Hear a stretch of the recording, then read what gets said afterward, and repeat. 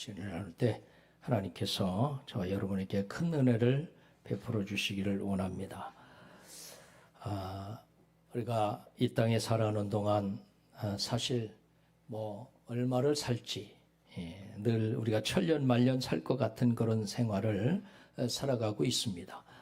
그런데 보면 90이 넘으니까 또 몸도 마음도 약해져서 또 요양원에 입원하고 또 이러다가 그냥 아무 저기도 없이 또 이렇게 돌아가셔서 또 우리 노회에서는 우리 충북에서는 처음 총회장을 하신 그런 민 목사님이라고 계신데 엊그저께 돌아가셨다고 연락이 왔더라고요.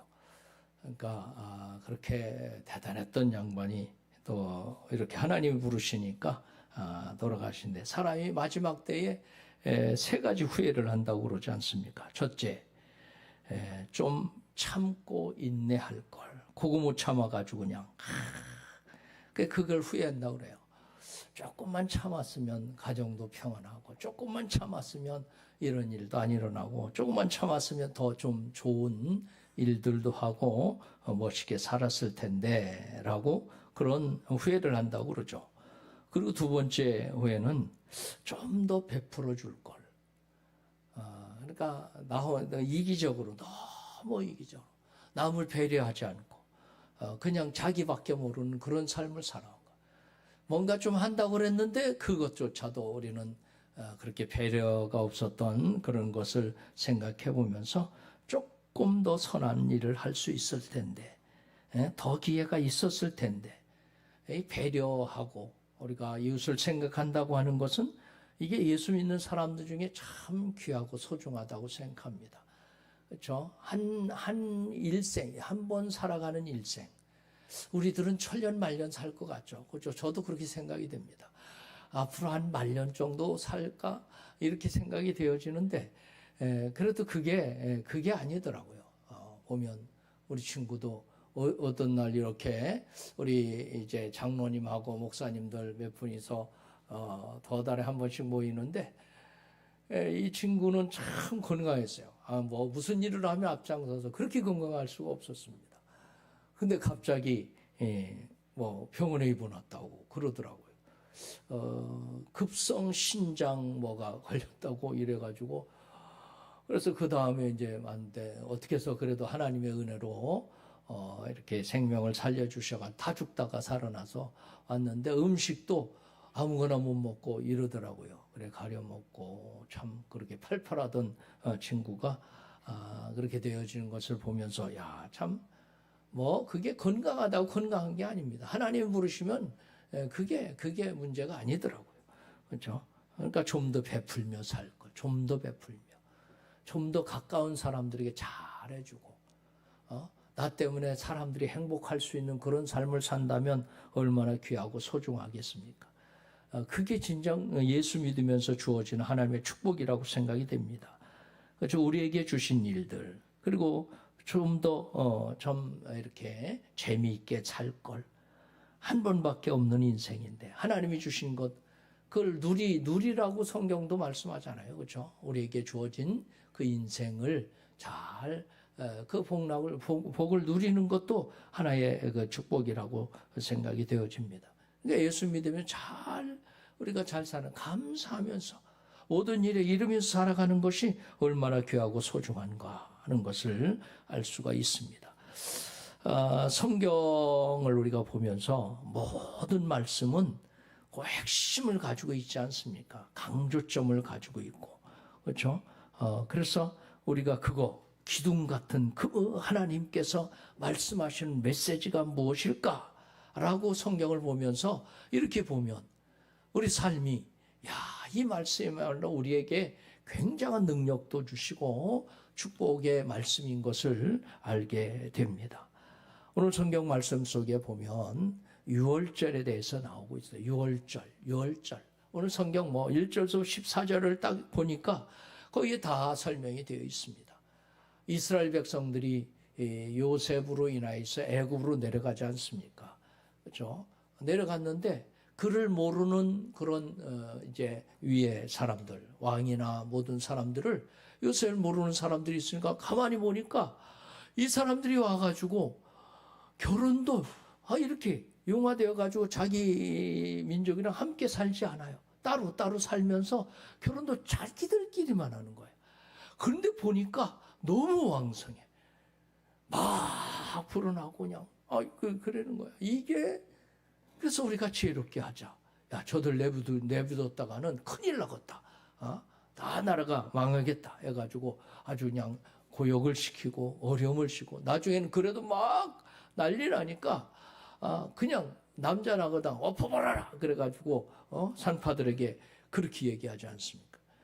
그 다음에는 그것도 안 되니까 그것도 이들이 무서워서 못하니까 이제 나중에는 아예 그냥 남자아이들을 다 갖다 죽여버리라고 나일강에 빠뜨려서. 그러니까 난리 났잖아요. 지금 뭐 어려운 건 이게 말도 안 되는 거예요. 자식들 죽인다는데 이게 부모들이 어떻게 가만히 있어? 어떻게 가만히 있을 수도 안 있을 수도 없죠. 자기들까지 다 죽으니까 그랬다간 난리 피웠다간. 그러니까 하나님 앞에 기도할 수밖에 없는 거예요. 그렇죠. 우리 사람이 참 묘한 거예요. 어려워도 고집스럽게 그래도 고집 피우는 거야. 끝까지 고집을 피워. 막 고집 피워. 그래도 괜찮다 이거요. 고역시켜봐라 이거요. 그래도 나중에 자식을 막 죽여버리니까 이게 고집 피울 일입니까? 그러니까 하나님 앞에 부르짖게 돼요. 그때서야 무릎 꿇고 이게 미련하기 짝이 없는 거예요. 사람이 얼마나 미련해. 다 망하고 난 뒤에야 그때서야 가슴을 치며 하나님 뜻대로 하겠습니다라고 그때서야 하는 그런 미련한 그런 것을 그러거든. 이 이스라엘 백성들도 그렇지 않습니까? 그때도 그 소리를 하나님이 들으시는 거예요. 그때도 그 소리를 들으시는 거예요. 우리 같으면 그 미련 곰탱이처럼 그러다가 말뚝 싸다 이럴 텐데 하나님은 그래도 사랑하셔서 그 부르짖음을 들으시고 그 고통의 소리를 들으셨다. 이렇게 말씀하고 있지 않습니까? 그렇죠? 그래서 하나님께서 그것을 들으셨다. 고통 소리를 들으시는 하나님을 말씀하고 있습니다. 그렇죠? 그 고통 소리를 들으셨다는 것은 뭐예요? 이제는 하나님께서 그들을 건져내 주시기 위해서 들으셨다라고 이렇게 말씀을 하고 있는 거거든요. 실제로 보면 그 전에 애굽에 그 여호와께서 이르시되 내가 애굽에 있는 내 백성의 고통을 정령이 보고 그들이 그 간역자로 인하여 부르짖음을 듣고 이렇게 말씀합니다. 그 간역자의 부르짖음을 듣고 그 전에 있는 말씀 속에 이렇게 말씀을 하고 있죠. 하나님께서 들으시고 간역자가 했던 것을 듣고 그러니까 하나님께서 자기 백성 하나님을 섬겼던 백성들이 때로는 잘못해서 이렇게 어려움 속에 빠지지만 그러나 그 소리에 귀를 기울이고 계시다고. 여기 보니까 뭐 이들이 잘나서 구원해 주신 것도 아니고 저들을 그 애굽에서 출애굽시킨 거 아니지 않습니까? 그 소리를 들으시고 그 고통에서 자기 백성의 그 고통의 소리를 들으시고 그러니까 와서 부르시는 그것밖에 더 있겠습니까? 그러니까 그 소리를 하나님이 들으시고 보았다라고 이렇게 말씀을 하고 있습니다. 부르짖음을 들으시고 그 어려움 속에서 부르짖음을 들으시고 그러니까 여기 들으셨다 안다. 하나님이 그걸 알고 들으시고 보시고 알고 계셨습니다. 그게 뭐예요? 여기 이 말씀은 이제 하나님께서 행동을 전제로 한 그 알미라는 거, 그 신음을 들으시고 430년 동안 그곳에서 있다가 그 고통을 들으시고 이제 하나님께서 어떻게 저들을 구원하실 것인지 이렇게 행동하시기 전에 들으셨다 이렇게 이야기해요. 우리가 하나님 앞에 힘들고 어려울 때 있어요. 그렇죠? 그래도 하나님 이것까지 괜찮습니다. 뭐 너무 간섭하지 마세요. 뭐 이렇게 이럴 수도 있죠. 자기 멋대로 살아가면서도 그냥 그래도 뭔가 좀 그래도 내가 이렇게 하나님 앞에 살아가니까 내버려 두시겠지 어떻게 되겠지 이렇게 생각을 하는데 그게 아니더라고요. 그러니까 하나님 앞에 어려우면 어렵다고 말씀을 하셔야 된다. 하셔야 돼. 그래도 기도해야 내가 들어준다고 이렇게 말씀하잖아요. 그래도 어떻게 되겠지? 가만히 있으면 안 된다는 거죠. 그래도 하나님 앞에 나와서 기도하고 그럴 때 하나님께 들으시겠다고, 구원해 주시겠다고. 그래서 430년 만에 출애굽을 시키는데 10가지 재앙을 이제 저들에게 내립니다. 그러니까 재앙을 내릴 때도 더 어려워지니까 이스라엘 백성들이 뭐라고 그러는 거예요? 그 모습을 보면서도 하나님의 살아계신 모습을 눈으로 확인하면서도 원망불평하는 거예요. 왜냐하면 자기도 어렵고요. 자기도 더 어렵거든. 그 고통 속에 있으니까 더 어렵게 만들거든. 그러니까 왜 우리까지 어렵게 만드냐 이거예요. 좀 내버려두라고. 좀 내버려두라고. 그러잖아요. 그죠? 하나님께서 저들을 건져내기 위해서 하는 일임에도 불구하고 좀 내버려두라고. 더 어렵다고. 힘들다고. 힘들어 죽겠다고. 이래잖아요. 그 마지막 재앙이 6월절 장자의 죽음 아닙니까? 그 마지막에 양을 잡아서 피를 인방과 문설주에 이제 바른 가정만 이스라엘 백성들에게 바르라. 그래서 죽음의 신이 하나님께서 오셔서 짐승부터 사람까지 첫 번째 낳은 자식들은 다 죽는 그런 일들이 일어나지 않습니다. 그래서 죽음의 신이 넘어갔다고 해서 6월절. 여러분들 성경에서 크게 하나님의 은혜를 두 가지로 이렇게 두 가지 사건이 있는데 그 첫 번째가 6월절에 이스라엘 백성 400년 동안 거쳐 있는 그들을 건져내시기 위해서 마지막 양을 잡아가지고 문설주에 바른 가정만 남겨두고 다 죽지 않습니까? 하나님께 그렇게 건져내, 하나님의 은혜로 건져내는 거예요. 이 양의 피를 바른 이들 구원을 받지 않습니까? 그리고 신약에 와서는 십자가 전하인간의 구원받을 만한 이름을 주신 적이 없다고. 하나님이 우리를 어떻게 이처럼 사랑하사 독생자를 주셔서 십자가에 달려 돌아가시게 하시니까 우리를 건져내 주시는 길이 생긴 거예요. 이게 하나님의 사랑이라는 거죠. 우리가 무슨 일을 해서요? 아니에요. 이스라엘 백성들이 뭐 했다고요? 원망이나 하고 불평이나 하고 앉아 있었지 뭘 했습니까? 하나님의 은혜, 전적인 하나님의 은혜. 결국 한다는 얘기가 부르짖은 거 힘들어 죽겠습니다. 하나님 좀 제발 건져주세요. 이거 했지 않습니까? 그 소리를 들으시고, 그렇죠? 우리가 지금 어렵고 힘들 때 어떻게 하나님 제발 나 건져주세요. 힘들어 죽겠습니다. 하나님 이곳에서 건져주세요. 우리 주님이 들으신다는 거예요. 아신다는 거예요. 아시지만 우리 그 소리를 들으시고 그들을 출애굽을 시켰던 이 모습을 보면서 하나님의 그 사랑, 그게 하나님의 사랑이에요. 그렇죠? 우리가 예수 믿고 구원받는 거 이게 하나님의 사랑 아닙니까? 우리가 뭐가 어떻게 돼서 우리가 독립운동해서 이 나라가 해방된 거 아니지 않습니까? 물론 그게 얼마나 열심히 했습니까? 목숨을 걸고 독립운동하고 나가서 나라가 우리나라가 우리나라다라고 하는 이야기를 온 세계에 이야기했던 것도 사실입니다. 그래서 우리가 해방한 거 아니지 않습니까?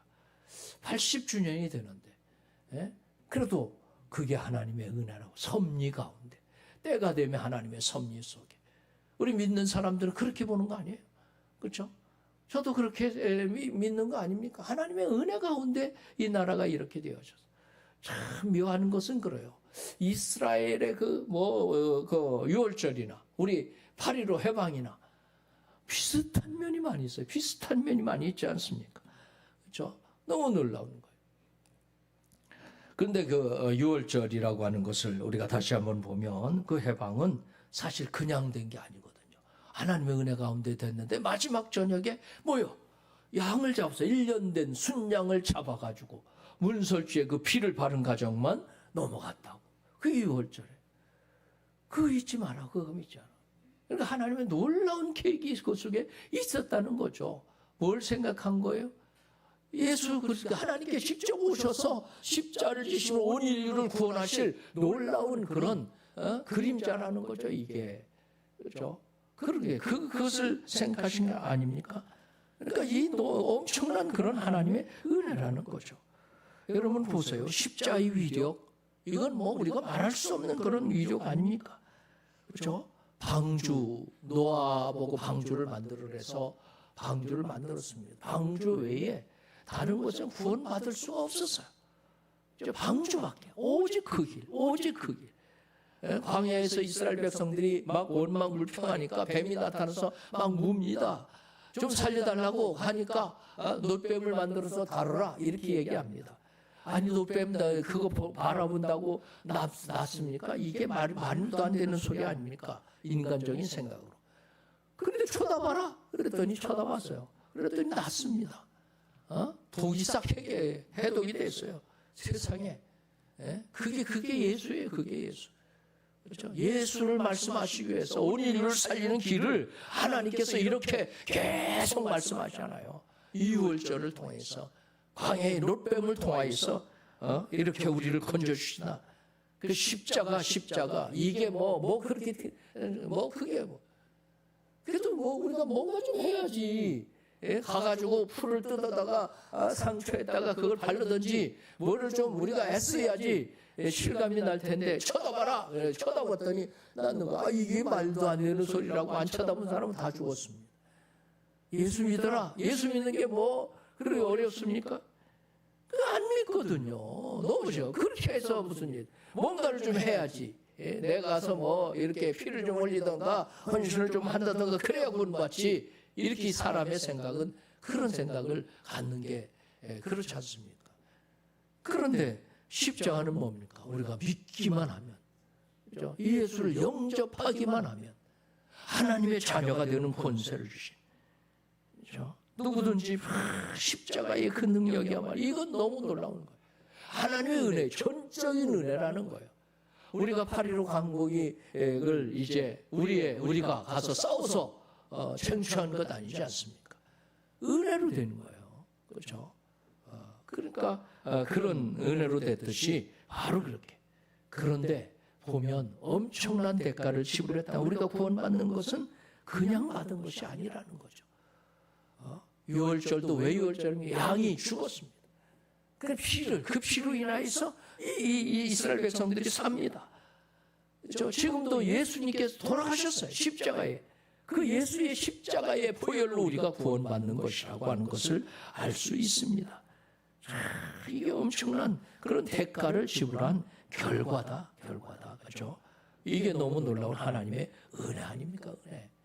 그렇죠? 그래서 누구든지 그 예수 그리스도 영접하기만 하면, 그 예수를 믿기만 하면, 그래서 하나님께 구원해 주신다. 뭐를 보고, 나를 보고가 아니고 예수 그리스도의 십자가를 보시고 우리를 구원해 주시는 것을 알 수가 있습니다. 22절에도 그러지 않습니까? 바로 그렇게 말씀하고 있는데, 우슬추로 너희는 우슬추 묶음을 취하여 그릇에 담은 피에 적시어서 그 피를 문 인방과 좌우 설주에 버리고 아침까지 한 사람도 자기 집 문 밖에 나가지 말라. 여호와께서 애굽 사람을 실어 두루 다니실 때 문 인방과 좌우 문 설주의 피를 보시면 그 문을 넘으시고 멸하는 자로 너희 집에 들어가서 너희를 치지 못하게 하실 것임이니라. 그렇죠? 저들은 히브리 노예들 속에서, 노예 아닙니까? 노예로 있던 그 속에서 구원할 만한 힘도 없었고 착함도 없었고 보혈음도 아무것도 없었어요.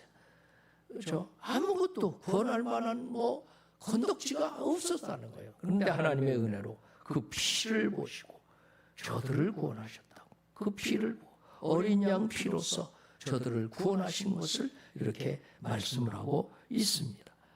참 너무 놀랍지 않습니까? 하나님의 능력이 이게. 우리가 예수 십자가가 그래서 이거 바라볼 때마다 이게 은혜 아닙니까? 은혜. 내가 아닌 하나님의 은혜로. 뭔가를 우리가 그래서 사람들이 교만하면 안 된다는 거예요. 왜? 하나님의 은혜 아닙니까? 은혜. 이 믿음조차도 은혜로 하나님께서 주신 선물이라고 그러지 않습니까? 믿음 좀 있다고 그래서 교만해가지고 아나무인으로 사람들을 깔보고 무시하고 믿음도 없는 것들이 뭐 이러면서 그러면 안 된다는 거죠. 그건 교만해요. 그건 믿음이 없는 사람이에요. 그렇죠? 하나님이 가장 싫어하는 사람 아닙니까? 적어도 우리는 겸손하고 온유한 마음으로 우리 주 예수 그 십자가를 붙들고 감사하면서 찬양하는 삶을 살아간다는 거, 이게 너무 귀하고 소중하지 않습니까? 신명기서는 그런 적 이렇게 얘기합니다. 그런즉 너는 알라. 오직 내 하나님 여호와는 하나님이시요 신실하신 하나님이시라. 그를 사랑하고 그 계명을 지키는 자에게는 천대까지 그 언약을 이행하시며 인애를 베푸시는 하나님이시라고. 그렇죠? 나의 인자함을 그에게서 다 거두지 아니하며 나의 성실함도 패하지 아니하며 내 언약을 파하지 아니하며 내 입술에서 낸 것도 편치 아니하리로다. 우리에게 이렇게 예수 그리스도의 십자가를 믿는 자에게 구원을 주시는 하나님의 약속을 주셨음에도 결코 변치 않으신다. 끝까지 이것을. 그래서 성경을 피의 성경이라고 그렇게 표현을 합니다. 말틴 루터 같은 경우는 그렇게 얘기를 하죠. 그렇죠? 구약을 짜면 어린 양의 피가 나오고 신약을 짜면 예수 그리스도의 피가 나온다고. 그 피, 이게 뭐예요? 주님 하나님의 희생으로 우리가 구원을 받았다는 겁니다. 공짜가 아니더라 그런 얘기예요. 우리에겐 공짜에도 은혜여도 하나님께서 엄청난 대가를 지불하셨다는 것을 잊지 마라. 그게 무슨 얘기입니까?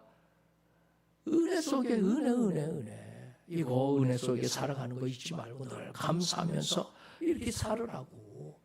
이 엄청난 것을 우리에게 주셨는데 이거 공짜라고 생각하고 공짜라면 그 사람이 참 그게 별거 아닌 것 같이 생각을 해요. 그렇죠? 참 공짜로 얻은 것은 그냥 공짜로 다 나간다고 그러지 않습니까? 그런데 그게 공짜 아니에요. 엄청난 대가를 지불해서 우리를 건져내 주신 것을 알 수가 있습니다.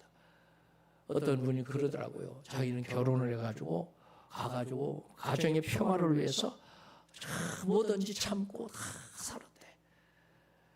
그랬더니 사람은요, 와가지고 그냥 뭐든지 이렇게 시키는 대로 하고 순종 잘하고 이러니까 못같이 여기더래요. 못같이. 그냥 무슨 식무같이 그렇게 다 하는 거 당연하게. 그걸 당연한 거지. 와가지고 그거 고생하는 거 당연한 거지. 자기들은 펑펑 그렇게 그러면서 아무것도 하지 않으면서 당연하게 그렇게 여기더라 그런 얘기죠. 그래서 그걸 보니까 야 이게 당연한 게 아닌데 와가지고 밥 한 끼 먹는 것도 이게 누군가가 힘들고 어렵고 그냥 땀 흘리면서 만드는 건데 먹는 사람은 그거 당연하지 뭐. 아니 그 밥해 먹는 거 당연하지 여자가. 그렇게 생각을 한다는 거죠. 당연하게 생각하니까 감사가 없는 거예요. 고마움이 없는 거예요. 온 식구들이 다 그거 같이 먹으면서도 감사함이 없는 거죠. 그렇죠? 그러니까 나중에 생각하면 이게 아니라고. 다 알아야 되지. 누가 수고하고 있는 것을 알아야지.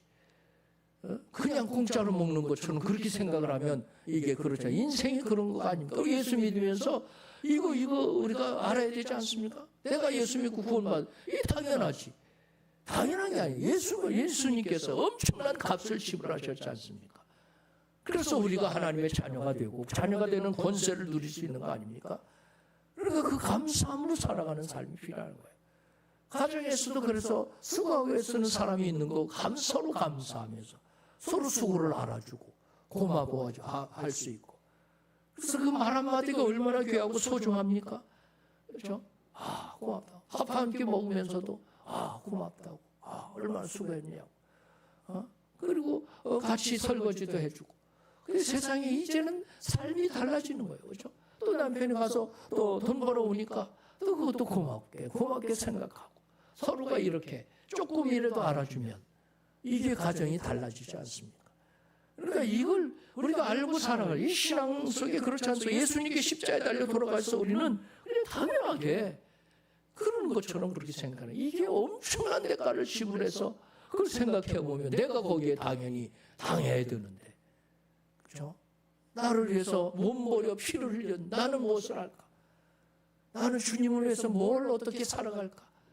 저도 이렇게 살아갈 수 있는 그런 삶을 살아가는, 주님을 위해서 내가 뭔가를 좀 할 수 있는 그런 삶이 필요하지 않습니까? 이 피라고 하는 것은 생명이고 헌신이고 희생 아닙니까? 희생. 성경 전체가 그걸 얘기하는 거예요. 희생, 하나님의 희생으로 우리가 건져냄을 받았다라고 하는 것을 말씀하고 있습니다. 그리고 마지막으로 한 가지 더 말씀을 드리고 싶은 것은 15절 말씀, 14절 말씀 속에 우리 한번 같이 읽어보시겠습니다. 너희는 이 날을 기념하여 여호와의 절기를 삼아 영원한 규례로 대대에 지킬지니라. 이제 먹지 말라고, 이제 먹지 말라고. 이 이스라엘 백성들이 출애굽을 합니다. 하나님께서 저쪽 북쪽으로 갔다가 동쪽으로 이렇게 내려오는 길이 그게 열하루 길이라고 그러잖아요. 그러니까 좋은 길이 있습니다. 바닷가로 해가지고 좋은 길이 거기에 딱 북쪽으로 올라가서 동쪽으로 내려오면 이 길이 가장 좋습니다. 그런데 동쪽으로 그 길로 가라고 광야길로 내쫓습니다. 광야길을 내모는 거예요. 오는 거 너무 힘들어 죽겠어요. 앞에 오니까 딱 홍해가 딱 가로막혀 있는 거예요. 세상에 이게 웬일입니까? 이게 웬일입니까? 도대체 이게 웬일이에요? 아니 하나님께서 인도하셨는데 우리가 예수 믿고 구원받았는데 고생 끝, 행복 시작 이래서 다 잘 돼야 되지 않습니까?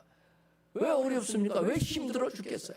아니 예수 믿는데 왜 이렇게 힘들어? 왜 감기로 왜 걸려? 그러면서 원망하는 거예요. 그렇죠? 그런데 보세요. 이스라엘 백성들이 왔더니 또 거기다가 홍해가 앞에 딱 가로막혀 있어요.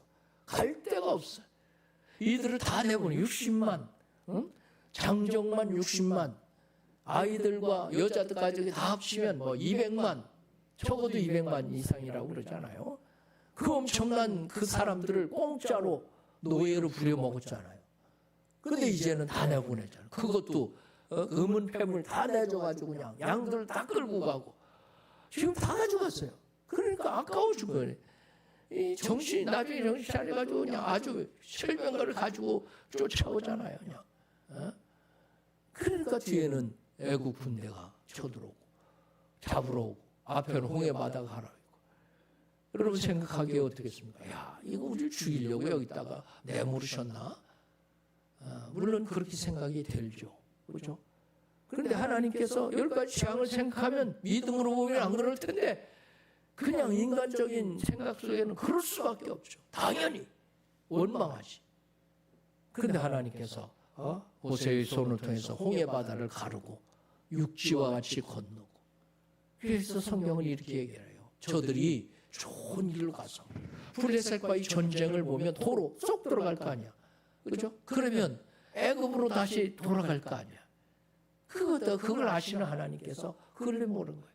이제 홍해 바다에 다 그들을 수장시켜 놓고 이스라엘 백성들이 아무리 힘들어도 이제 돌아갈 길이 어때요? 딱 막혔어. 그렇죠? 그게 하나님의 은혜예요. 우리가 때로는 예수 믿고 힘들어요. 어려움도 있고 그렇습니다. 그래서 어떤 분은 그래요. 왜 기도 안 했습니까? 기도하면 더 어려운데. 근데 하나님의 은혜를 모르고, 그렇죠? 그 일을 통해서 어떠한 은혜를 주실지 우리가 상상도 못하는 은혜가 너무 있지 않습니까? 홍해 바다가 건너 그 갈라질 줄 세상에 누가 감히 알았겠습니까? 그러니까 하나님의 은혜. 우리가 믿음으로 살아가는 사람들 다시 한번 마음속에 결단하고 살아갈 것은 그렇습니다. 내가 감히 하나님을 어떻게 판단을 합니까? 믿음으로 살아보세요. 하나님께서 너무 여러분 놀랍도록 여러분이 상상을 못하는 인생을 여러분이 살아갈 겁니다. 후에 이제 돌아갈 때 아마 그럴 거예요. 내가 잘 살았다. 믿음 생활 잘했다고. 언젠가 우리가 갑니다. 그렇죠? 큰 나이 많으신 분만 갑니까? 우리는 다 갑니다. 가기 전에 믿음으로 잘 사세요. 예수 그리스도 십자가 확실하게 붙들고 사세요. 그렇죠? 그거 붙들고. 그리고 이거 잊지 말라고. 그 은혜 잊지 말라고. 십자가의 은혜 잊지 말라고. 이스라엘 백성들은 지금도 유월절에 대해서 그렇게 지킨다고 그러지 않습니까? 우리는 80년이 지나서 광복절 하면 광복절이 있었나 없었나? 그냥 뭐 대충 이렇게 많은 사람들 그냥 대부분 그러지 않습니까? 그 뭐 일제 36년 뭐 어렵고 힘들었던, 아니 그렇게 기도하면 밥만 먹어서 라면이나 끓여 잡수지 뭐 이래는 아이들도 있다고 그러는데, 아니 그렇죠. 지금이야 상상을 못하는 일이지. 감히, 그렇죠? 몇십 년 전만 해도 밥을 굶으면서 밥 세 끼만 잘 먹어도 좋겠다, 원이 없겠다, 이런 사람들이, 가정들이 많이 있었는데 이렇게 잘 살게 되어지는 거, 그때 다 잃어버려. 사람이 참 건망증이 심한 거예요. 그래서 잊지 말라고. 이스라엘 백성들은 그런다고 그러지 않습니까? 6월절이 되면 이제 저들이 이제 모여가지고 저 외국에 있는 사람 외국에서 텐트를 치고 따로 이렇게 그 6월절을 지킨다고 그러지 않습니까? 그래서 6월절을 지키면서 그래서 다 이제 잔을 들고 첫 번째 잔을 딱 든답니다. 그래서 첫 번째 잔을 마시면서 온 가족들에게 이제 돌리는데, 이 잔은 헌신의 잔이다, 이렇게 말하면서 같이 마신답니다. 그 다음에 애국과 그 광야의 고난을 의미하는 그 쓴나물을 먹고, 이때 이제 성경 말씀 출애굽기 12장 27절에 있는 말씀, 또 13장 8절에 있는 말씀을 낭독한답니다. 너희는 이르기를 이는 여호와의 유월절 제사라. 여호와께서 애굽 사람을 치실 때에 애굽에 있는 이스라엘 자손의 집을 넘으사 우리의 집을 구원하셨느니라. 너는 그날에 네 아들에게 보여 이르기를 이 예식은 내가 애굽에서 나올 때에 여호와께서 나를 위하여 행하신 일을 인함이라. 그러니까 저들이 이제 아이들에게, 다 온 가족들에게 이걸 이야기하는 거예요. 그리고 두 번째 잔을 마신다는 겁니다. 두 번째 잔은 의문의 잔이랍니다. 의문의 잔. 그러면 이제 어린 아이들이 묻는답니다. 어른에게 묻는 순서가 있답니다. 우리가 왜 이 밤을 다른 밤과 구별되며 특별한 의식을 진행해야 하는 겁니까? 라고 묻는답니다. 그러면 일제히 그렇게 아이들이 묻게 되어지면 어른들이 이제 그때 한 사람이 나서서 출애굽 과정을 이렇게 설명해 준답니다. 설명을 해주고 시편 113편, 114편을 이제 함께 노래로 부른대요. 할렐루야 여호와의 종들아 찬양하라. 이제부터 영원까지 여호와의 이름을 찬송할지로다. 해 돋는 데서부터 해 지는 데까지 여호와의 이름을 찬양할지로다. 그러고 나서 무교병 떡, 빵떡, 누르글렇지 않은 개떡 같은 그런 것을 이제 저들이 나눠 먹으면서 또 이제 저희들 양고기를 찢어가지고 만찬을 가진답니다. 그리고 세 번째 잔을 마신대요. 세 번째 잔을 마시면서 이제 높이 들고, 이게 축복의 잔. 세 번째 잔은 축복에 들고, 가장이 높이 들고 축복 기도를 한답니다. 그래서 예수님께서 그 잔을 가지사 축사하시고 하셨던 것처럼 그렇게 이제 기도를 하고 시편 115편, 118편을 노래한답니다. 여호와께 감사하라. 그는 선하시며 그 인자심이 영원함이로다. 여호와는 내 편이시라. 내게 두려움이 없나니 여호와는 나의 능력과 찬송이시오 구원이 되시도다. 그리고 이 노래를 부르면서 잔을 마시게 된답니다. 그리고 네 번째 잔까지 마시는데 이 네 번째 잔은 기쁨의 잔이랍니다. 6월절 이제 순서를 다 모두 끝난 다음에 바로 이제 이렇게 그렇게 그들에게 이 날을 기념하면서 그렇게 끝난답니다. 참 이렇게, 그러니까 자동적으로 훈련이 되는 거예요. 자동적으로 아이들에게 평생 잊지 않는 그 일을, 하나님이 우리를 구원하신 일을 잊지 않고 살아간다는 거. 우리가 십자가의 은혜를 잊지 않고 살아가는, 주일마다 주님 앞에 나와가지고 하나님 앞에 예배를 드리면서 십자가의 그 보혈의 피, 그 능력을 잊지 않고 살아가는 것. 그렇죠? 그래서 이 예배가 살아있는 예배, 하나님을 만남으로 정말 치유와 감동과 축복이 그 십자가의 은혜 속에 있는 것을 잊지 말고 살아가는 그런 역사가 바로 바로 예배입니다. 예배. 오늘 이 기념을 하면서 특별히 우리들이 다시 한번 우리 자신들을 돌아보면서 첫째로는 예수 그리스도를 정말 그 십자가의 은혜로 우리에게 주신 그 예수 그리스도를 나의 주님으로 모셔서 살아가는 것, 자기를 내려놓고 자기 십자를 지고 살아가는 것, 그리고 자기 주권을 하나님께 이양하는 그런 자세, 그리고 실제적인 생활 속에서 십자가의 보혈의 능력이 나타나기를 늘 바라면서 예수 이름의 능력으로 살아가는 저와 여러분이 되시기를 예수님의 이름으로 축원드립니다. 기도하겠습니다. 사랑이 많으신 하나님, 주님의 은혜 감사합니다. 하나님께서 우리를 부르시고 특별히 선택하여 주셔서 십자가의 보혈로 저희들을 구원해 주시고 자유를 주신 하나님 앞에 이제는 때로는 힘들고 어려워서, 때로는 질병의 고통으로부터 어려움 속에 있는 심령들, 이 시간에 주 예수 그리스도의 십자가의 보혈로 씻어주셔서 치료하여 주시고 자유함을 허락하여 주시옵소서. 이제는 80년 전에 이 나라를 해방시켰듯이 우리들이 예수 그리스도를 믿고 진정한 자유를 누릴 수 있는 그 능력이 예수 그리스도의 십자가의 보혈의 피인 것을 알게 하시고 믿게 하셔서 그 피로 능력으로 자유함을 얻는 심령들이 되게 하여 주시옵소서. 예수님의 이름으로 기도하옵나이다. 아멘.